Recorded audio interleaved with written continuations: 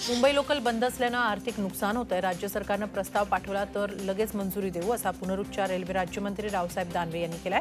Local प्रवासासाठी कुणाला परवानगी द्यायची हा राज्याचा अधिकार असल्याचं त्यांनी झी24 तासशी बातचीत करताना सांगितलं। राज्य सरकारला आणखी 1 दिवसाची मुदत देतो, त्यानंतर पोलीस बोलवा किंवा मिलिटरी बोलवा, दुकानं सुरू करणारच असा इशारा महाराष्ट्र चेंबर ऑफ कॉमर्स उपाध्यक्ष ललित गांधी यांनी राज्य सरकारला दिला। 100 दिवसांपासून कोल्हापूर जिल्ह्यातील व्यापार कोरोनामुळे ठप्प आहेत। आता दुकानं सुरू केली नाही तर व्यापारी आत्महत्या करतील अशी भीतीही गांधींनी बोलून दाखवली। सांगलीत सततच्या लॉकडाऊननं त्रस्त झालेल्या व्यापाऱ्यांनी भीक मागवा आंदोलन केलं। कर्मचारी पगार, पाणीपट्टी, जीएसटी, दुकान भाडं, कर्जाचे हप्ते, घरपट्टी, वीज बिल, आयकर साऱ्याचा मेळ घालणं कठीण झालंय। तेव्हा दुकानं सुरू करण्याची परवानगी देत नाही तर सरकारनं किमान आम्हाला भीक तरी द्यावी अशी काकुळतीची मागणी व्यापाऱ्यांनी केली। राज्य सरकारनं निर्बंध शिथिल करत दुकानाची वेळ वाढवून द्यावी अशी मागणी डोंबिवली व्यापारी महासंघानं मुख्यमंत्री उद्धव ठाकरेंना केली आहे। त्यात शनिवार रविवार कडक लॉकडाऊन असल्यानं नागरिकांची देखील अडचण होतीये, त्यामुळे संध्याकाळचा दुकानाचा वेळ वाढवून दिला तर तसंच शनिवार रविवार दुकान उघडण्याची परवानगी द्यावी अशी मागणी व्यापारी संघटनांनी केली आहे। राज्यात 8,602 नव्या रुग्णांची आज नोंद झाली। राज्यात 170 रुग्णांचा मृत्यू झाल्याची नोंद आहे। 6,067 रुग्ण बरे होऊन घरी परतलेत। गेल्या काही दिवसांपासून कोरोना रुग्णांच्या संख्येत घट दिसून येते। अनेक नागरिक कोरोना नियमांचं पालन करत नसल्याचंही वास्तव आहे। राज्यात आतापर्यंत म्युकरमायकोसिसचे 9,268 रुग्ण नोंदवले गेले तर 1,112 रुग्णांचा आतापर्यंत काळ्या बुरशीच्या रोगामुळे मृत्यू झालाय। दरम्यान 5,091 रुग्ण या आजारातून बरेही झाले आहेत। त्यामुळे राज्यात सध्या म्युकरमायकोसिसच्या 2,900 रुग्णांवर उपचार सुरू आहेत। राज्यात म्युकरमायकोसिसचे सर्वाधिक रुग्ण मुंबई, पुणे, नागपूर, औरंगाबाद, नाशिक, सोलापूर या महानगरांमध्ये आहेत। अंबरनाथ तालुक्यातील मलंगड परिसरात कुशिवली गावाजवळील नदीवर पर्यटकांनी मोठी गर्दी केली। असाच गर्दीचा एक व्हिडिओ समोर आलाय। कोरोनाच्या पार्श्वभूमीवर यंदा ठाणे जिल्ह्यातील सर्व पर्यटन स्थळांवर बंदी असतानाही अतिउत्साही पर्यटक गर्दी करतच आहेत। कुशिवली गावाजवळ असलेल्या नदीत मंगळवारी पर्यटकांनी अशीच तुफान गर्दी केली होती।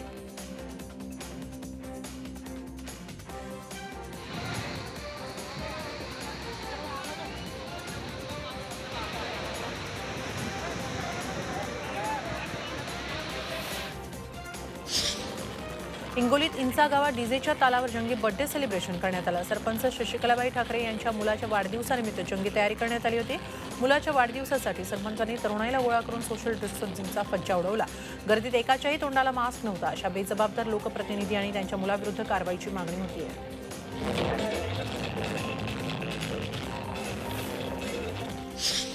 राज्यातील कृषी विद्यापीठातील 45,000 विद्यार्थ्यांना फीमध्ये सवलत मिळणार आहे। कोरोना पार्श्वभूमीवर कृषी मंत्री दादा भुसे यांनी महत्त्वाचा निर्णय जाहीर केला। कोरोनामुळे ज्या विद्यार्थ्यांच्या दोन्ही पालकांचं निधन झालंय त्यांना पूर्ण फी माफी मिळणार आहे। ग्रंथालय आणि जिमखाना फीमध्ये 50% सवलत मिळेल तर इतर शुल्कात 100% सवलत मिळणार आहे। खासगी क्षेत्रात काम करणाऱ्या कामगारांसाठी कामगार राज्य विमा महामंडळाकडून खास योजना जाहीर करण्यात आली आहे। कोविड रिलीफ योजना असं त्याचं नाव आहे। यात एखाद्या कामगाराचा कोरोनानं मृत्यू झाला तर त्याच्या कुटुंबियांना त्याच्या पगाराच्या 90% रक्कम पेन्शन म्हणून मिळणार आहे। कामगार राज्य विमा कार्यालयात नोंदणी असलेल्यांना याचा लाभ होईल। आरोग्यमंत्री राजेश टोपे यांनी पत्रकार परिषद घेऊन आरोग्य खात्याचा एक मोठा निर्णय जाहीर केला। यावेळी शासकीय डॉक्टरांचं निवृत्ती वय वाढवण्यात आल्याची घोषणा त्यांनी केली। शासकीय डॉक्टरांचं निवृत्तीचं वय आता 62 करण्यात आले। 2 वर्षांनी निवृत्तीचं वय वाढवण्यात आले तर अजून 1,000 डॉक्टरांची भरती करणार असल्याचं टोपेंनी यावेळी सांगितलं। कोविड प्रतिबंधक लस न घेताच लसीकरण पूर्ण झाल्याची नोंद कोविड ॲपवर झाली। हा धक्कादायक प्रकार अंबरनाथमध्ये घडलाय। शहरातील बारकुपाडा परिसरात 2 ते 3 नागरिकांना अशा प्रकारचे मेसेजेस आले। सॉफ्टवेअरमधील काही तांत्रिक अडचणींमुळे असे मेसेज आल्याचं उत्तर लसीकरण केंद्रावरील संबंधित अधिकाऱ्यांनी दिलंय। याबाबत वरिष्ठांना माहिती दिली जाईल असंही त्यांनी सांगितलं। अभिनेत्री करीना कपूर खानचं पुस्तक वादात अडकलंय। प्रेग्नन्सी बायबल पुस्तकावरून मोठा वाद निर्माण झालाय। प्रेग्नन्सी बायबल या पुस्तकाच्या नावाला अल्फा ओमेगा ख्रिश्चन महासंघानं आक्षेप घेतलाय। बीडमध्ये करीना कपूर विरोधात तक्रारही दाखल झाली आहे। करीना कपूर यांच्या प्रेग्नन्सी बायबल या पुस्तकावर अल्फा ओमेगा ख्रिश्चन महासंघानं आक्षेप घेत या पुस्तकातील बायबल हा शब्द वगळावा अशी मागणी केली आहे। लातूर जिल्ह्याच्या उदगीर शहरात एका नालीतून चक्क 500 रुपयांच्या नोटा वाहत होत्या। ऐकून आश्चर्य वाटेल, पण हे खरं आहे। यामुळे उदगीर शहरात मोठी खळबळ उडाली आहे। कालच्या पावसामुळे उदगीर शहरातील अनेक गटारं, नाले वाहू लागले। 500 रुपयांच्या काही नोटा सुस्थितीत होत्या, तर काही नोटा फाटलेल्या आणि कुजलेल्या अवस्थेत होत्या, तर काहींना वाळवी लागली होती।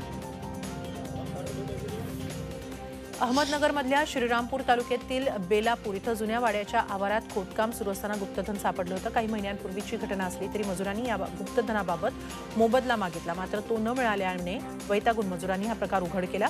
महसूल अधिकाऱ्यांना घटनास्थळी जाऊन त्यांनी पंचनामा केला। यात 1800 ते 1900 शतकातली 11 किलो वजनाची चांदीची 1020 नाणी सापडली। मावळातील सांगवडे गावात बिबट्याची दहशत आहे। गावकऱ्यांनी वनविभागाला पिंजरा लावण्याची विनंती केली, पण वनविभागानं दुर्लक्ष केल्याचा आरोप ग्रामस्थांनी केलाय। त्यामुळे आता रात्री शेताला पाणी देण्यासाठी ग्रामस्थ स्वतःभोवतीच पिंजरा लावतात। सांगवडे गावात एक मादी बिबटी आणि तिच्या 2 बछड्यांचा वावर आहे। त्यांनी काही पाळीव प्राण्यांवर हल्लाही केलाय। गुजरातमधल्या जुनागड येथील गिरच्या जंगलात सिंहाचे बछडे बागडतानाचा व्हिडिओ समोर आलाय। नुकताच पाऊस पडल्यानं जंगलात हिरवळ पसरली आहे। या पावसाचा मनमुराद आनंद बछडे घेत आहेत।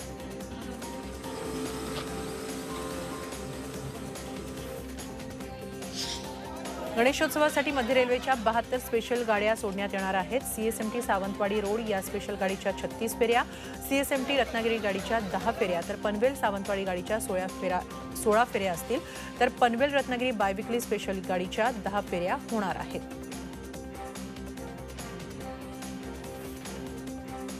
केंद्र सरकारच्या कर्मचाऱ्यांसाठी आनंदाची बातमी। केंद्र सरकारी कर्मचाऱ्यांच्या महागाई भत्त्यात वाढ करण्यात आली आहे। महागाई भत्ता 11% वाढवण्यात आला आहे। केंद्रीय मंत्रिमंडळाच्या बैठकीत हा निर्णय घेण्यात आल्याची माहिती केंद्रीय माहिती प्रसारण मंत्री अनुराग ठाकूर यांनी दिली आहे। कोरोनामुळे केंद्र सरकारी कर्मचाऱ्यांचा महागाई भत्ता 3 वेळा थांबवण्यात आला होता।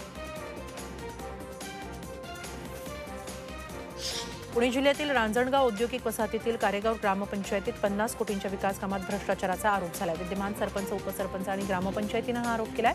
2015 ते 2020 या काळात तत्कालीन सरपंच अनिल नवले यांनी भ्रष्टाचार केल्याचा आरोप आहे। अनिल नवलेंनी मात्र हे आरोप फेटाळून लावले। मुंबई गोवा महामार्गावरून महाड शहराला जोडणारा गांधारी नदीवरील पूल अवजड वाहतुकीसाठी बंद करण्यात आलाय। पूल धोकादायक झाल्यानं हा निर्णय घेण्यात आलाय। 1921 मध्ये हा पूल बांधला होता। मुंबई गोवा महामार्ग आणि महाड शहर या दरम्यान केवळ 300 मीटरचा रस्ता आणि हा पूल एवढाच भाग रायगड जिल्हा परिषदेकडे येतो। त्यामुळे डागडुजी जबाबदारीबाबत प्रश्न निर्माण होतोय। अलिबाग मुरुड मार्गावरील काशीद येथील नाल्यावरील पूल वाहून गेल्याची घटना ताजी असतानाच आता याच मार्गावर विहूर इथं रस्त्याची साईडपट्टी खचली आहे। संरक्षक कठडेही तुटून पडले, त्यामुळे रस्त्याला धोका निर्माण झालाय। अपघाताची शक्यता त्यामुळे बळावली आहे। त्यामुळे बांधकाम विभागानं या ठिकाणी अडथळे उभे करून काही भाग वाहतुकीसाठी बंद केला आहे। अतिवृष्टीमुळे गुहागरमधील पालशेत बाजारपेठेतला पूल वाहतुकीसाठी धोकादायक बनलाय। या पुलाचे खांब निखळू लागल्यानं पालशेत पुलावरील वाहतूक बंद राहणार आहे। सार्वजनिक बांधकाम विभागानं याबाबत माहिती दिली आहे। हा पूल बंद केल्यामुळे पुढील 25 गावांची परवड होणार आहे। या पुलाला पुराच्या पाण्याचे दणके बसत असून अनेक खांब कमकुवत झाल्याची माहिती बांधकाम विभागानं दिली आहे। मुसळधार पावसामुळे परभणीच्या सेलू तालुक्यातील निम्न दुधना प्रकल्पात आतापर्यंत 84% पाणीसाठा झालाय। पाण्याची आवक वाढल्यानं धरणाचे 20 पैकी 14 दरवाजे 0.30 मीटरनं वर करण्यात आले। दुधना नदीवरील वालूर सेलू आणि मंठा सेलूला जाणाऱ्या मार्गावरील पूल तसंच सतोना केदारवाडीचा पूल पाण्याखाली गेल्यानं जवळपास 20 गावांचा संपर्क तुटला आहे। वाशिम जिल्ह्यातील रिसोड, मालेगाव, मानोरा, कारंजा तालुक्यात आज अनेक ठिकाणी सकाळपासून संततधार पाऊस सुरू आहे। दुपारनंतर पावसानं जोरदार सलामी दिली। काही वेळेस मुसळधार पाऊस झाला। जिल्ह्यातील मेघगर्जनेसह पाऊस कोसळला असल्यानं नद्या नाले भरून वाहत आहेत। पावसाच्या लहरीपणामुळे धुळे आणि नंदुरबार जिल्ह्यामध्ये पेरण्या रखडल्या। त्याचा परिणाम कृषी अर्थव्यवस्थेवर दिसून येतोय। गेल्या काही दिवसांपासून पाऊस होत असला तरी त्याच्या लहरीपणामुळे शेतकरी अन्य पिकांना प्राधान्य देत आहेत। त्यामुळे बियाणं खरेदी केली जात असली तरी शेतकऱ्यांनी खत खरेदीकडे सध्या पाठ फिरवली आहे। 12वीत गुण वाढवून देण्याचे आमिष दाखवत विद्यार्थिनीकडे शरीर सुखाची मागणी करणाऱ्या कर्मचाऱ्याला मुलीच्या नातेवाईकांनी चांगला चोप दिला। पुण्यातली ही घटना आहे। अभिजित पवार नावाचा कर्मचारी आहे। तो HV देसाई कॉलेजमध्ये प्रशासकीय कर्मचारी आहे। पीडित मुलगी कॉलेजमध्ये सबमिशनसाठी गेली असताना या कर्मचाऱ्यानं तिचा विनयभंग केला।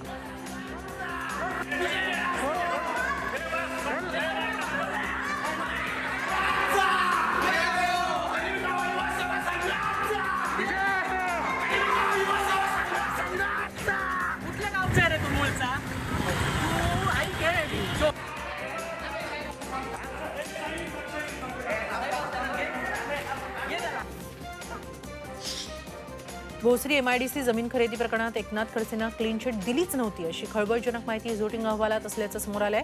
खडसेंनी गोपनीयतेच्या शपथेचा भंग केला, मंत्रिपदाचा गैरवापर करून पत्नी आणि जावयाला फायदा होईल असे निर्णय घेतल्याचे आरोप या अहवालात करण्यात आले। एका इंग्रजी वृत्तपत्राच्या हवाल्याने ही माहिती समोर आली आहे। त्यामुळे खडसेंच्या अडचणी वाढणार असल्याचं बोललं जात आहे।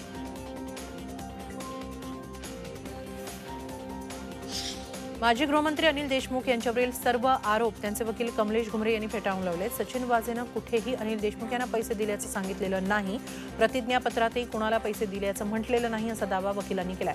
बारची आकडेवारी ही खोटी आहे। ईडीच्या समन्स विरोधात सुप्रीम कोर्टात 19 तारखेला सुनावणी असल्याचंही त्यांनी सांगितलं।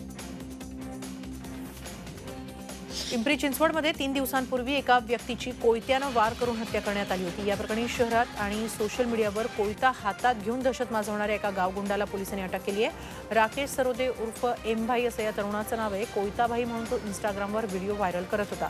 अखेर पोलिसांनी या एम भाईला अटक करून त्याची मस्ती उतरवली।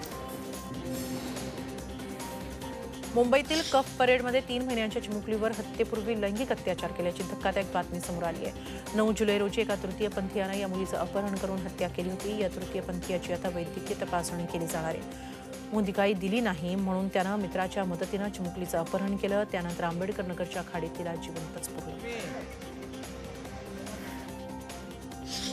यवतमाळमध्ये भावानं बहिणीची 27 कोटी रुपयांना फसवणूक केली आहे। बहिणीच्या नावे असलेल्या बँक खात्यातून तिची खोटी सही करून ही फसवणूक करण्यात आली। या प्रकरणी बहीण जयश्री मोरया यांनी दिलेल्या तक्रारीवरून भाऊ नंदकिशोर जयस्वाल नणंद यांच्यासह बँकेतील अधिकारी कर्मचाऱ्यांविरोधात गुन्हा दाखल करण्यात आलाय। जयश्री यांचं वसंतनगरमध्ये वाईन शॉप आहे। इराणमध्ये खोट्या तस्करीत तुरुंगवास भोगलेल्या भारतातील 5 तरुणांनी देशात परत येऊ द्या असं पंतप्रधानांना साकडं घातलंय। त्यातील अनिकेत येनपुरे आणि मंदार वरळीकर हे 2 मुंबईकर तरुण 2019ला मर्चंट शिपवर नोकरीत रुजू झाले होते। मात्र त्यांच्या जहाजात तांदळांच्या गोण्यासह हेरोईनचे पॅकेट सापडल्यानं त्यांना इराण कस्टम ऑफिसनं अटक केली। पण पूर्ण तपासांती त्यांची 9 मार्चलाच निर्दोष मुक्तता झाली। पुरेसे कागदपत्रांअभावी तसंच पैशांअभावी ते इराणमधून भारतात येऊ शकत नाही। नवी मुंबईमधील नेरूळ सेक्टर 19 मध्ये इमारतीला लावलेली परांची कोसळून 5 कामगार जखमी झाले। इथल्या 14 मजली शैलेश टॉवर इमारतीला रंगकामासाठी लाकडी परांची लावलेली होती। यात 3 किरकोळ जखमी झाले तर 2 जण अत्यवस्थ आहेत। यावेळी स्थानिकांनी तात्काळ जखमींना दवाखान्यात दाखल केलं तर कंत्राटदारावर याबाबत गुन्हा दाखल करण्याची मागणी करण्यात आली आहे। नागपूरहून साकोलीला जाणाऱ्या एसटी बसला अपघात झाला। नागपूर भंडारा महामार्गावर सावळी फाटा इथं दुपारी 3:30च्या सुमारास ही घटना घडली। या मार्गावरून जाणाऱ्या एका कंटेनरच्या ड्रायव्हरला कुणीतरी दगड मारल्यानं कंटेनरचा तोल गेला आणि मागून येणारी एसटी कंटेनरला धडकली। या ड्रायव्हर गंभीर जखमी झाले तर काही प्रवासी जखमी आहेत। यवतमाळच्या नागपूर तुळजापूर राष्ट्रीय महामार्गावर आरणी बायपासजवळ कार आणि दुचाकीत अपघात झाला। यात दुचाकीवरील 3घांचा जागीच मृत्यू झालाय। तिघही आरणीहून यवतमाळच्या दिशेने निघाले होते। यावेळी समोरून येणाऱ्या कारची धडक बसली। नव्यानंच तयार झालेल्या या मार्गावर अनेक जण बायपास मार्गे आरणीला ये जा करताना चुकीच्या दिशेने येतात आणि त्यामुळे अपघात होतात। नागपूरहून साकोलीला जाणाऱ्या एसटी बसला अपघात झाला। नागपूर भंडारा महामार्गावर सावळी फाटा इथं दुपारी 3:30च्या सुमाराला ही घटना घडली। या मार्गावरून जाणाऱ्या एका कंटेनरच्या ड्रायव्हरला कोणीतरी दगड मारला तेव्हा त्याचा कंटेनरवरचा तोल सुटला आणि मागून येणाऱ्या एसटीनं कंटेनरला धडक दिली। या ड्रायव्हर गंभीर जखमी झालाय। अमेरिकेत ओरेगॉन प्रांतात फ्रेमोंट विनिमा नॅशनल जंगलातली आग अद्याप विझलेली नाही। या वणव्यानं अजूनही उग्ररूप धारण केलंय। बुटलेग फायर नावानं संबोधली जात असलेली ही आग आतापर्यंतची सर्वात मोठी आग मानली जाते। अगदी 11 मैलांवरूनही आगीचे धूर दिसतात। या परिसरात जाणाऱ्या मार्गांवर वाहनधारकांना सावधगिरीच्या सूचना देण्यात आल्या आहेत। पर्यायी मार्गांचा वापर करावा असं आवाहनही करण्यात आलंय। 6 जुलैपासून ही आग धुमसतेय। उत्तर अलास्कामध्ये दशकांतील दुर्मिळ नैसर्गिक घटना घडली। इथल्या प्रुडो बेच्या उत्तरेकडील हिमसमुद्रावर वीज कोसळली। याची काही सॅटेलाइट इमेजेस पुढे आलेले आहेत। शास्त्रज्ञांच्या मते ग्लोबल वॉर्मिंग वातावरण बदलाचा हा परिणाम आहे। अलास्काजवळील हिमसमुद्र वितळू लागला त्यामुळे 21व्या शतकाच्या अखेरपर्यंत पावसामध्ये 37% वाढ होऊ शकते असा इशारा क्लायमेट डायनामिक्स या जर्नलमध्ये देण्यात आला आहे। नाशिक सिन्नर मार्गावर बर्निंग रिक्षाचा थरार पाहायला मिळाला। शिंदेपळसे टोल नाक्यावर ही दुर्घटना घडली। चालकानं प्रसंगावधान राखत रिक्षा उभी केली। सुदैवाने यात जीवितहानी झाली नाही। टोल नाक्यावरील कर्मचाऱ्यांनी तातडीनं धाव घेत आगीवर नियंत्रण मिळवलं, मात्र तोपर्यंत रिक्षाचं मोठं नुकसान झालं। विठ्ठल रुक्मिणी मंदिराचं पुरातन रूप जपण्यासाठी पुरातत्व विभागाच्या वतीनं डीपीआरला अंतिम रूप मिळणार आहे। याचा खर्च 55 कोटी रुपयांपर्यंत जाणार आहे। विधान परिषदेचे उपसभापती नीलम गोरे यांनी मंदिरातील कामांची पाहणी केली। प्रशासन, पुरातत्व विभाग आणि मंदिर समितीच्या अधिकाऱ्यांबरोबर बैठक घेऊन सूचनाही दिल्या। पायीवारी करणाऱ्या वारकऱ्यांना पंढरपूरला जाण्यासाठी परवानगी द्यावी अशी मागणी विश्व हिंदू परिषदेनं केली। तसंच मानाच्या पालखी संत नामदेव महाराजांच्या पालखीचा समावेश करावा, बंडातात्या कराडकर यांची स्थानबद्धतेतून सुटका करावी अशा मागण्याही करण्यात आल्या। मागण्या मान्य न झाल्यास 17 आणि 20 जुलैला राज्यात प्रत्येक सरकारी कार्यालयासमोर भजन आंदोलनाचा इशारा परिषदेनं दिला आहे। ऑलिम्पिकमध्ये भारताचं प्रतिनिधित्व करण्याची संधी उदयन माने या पुणेकर गोल्फरला मिळाली। या निमित्तानं पुन्हा क्लबनं त्याचा सत्कार करून शुभेच्छा दिल्या। उदयननं आजवर अनेक पदकं जिंकली आहेत, मात्र ऑलिम्पिकमधील सहभाग त्याच्यासाठी सर्वात मोठी संधी आहे।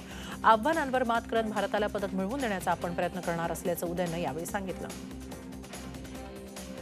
कॉटन किंग प्रस्तुत महाराष्ट्र आई भवानीचा गजर म्हणजे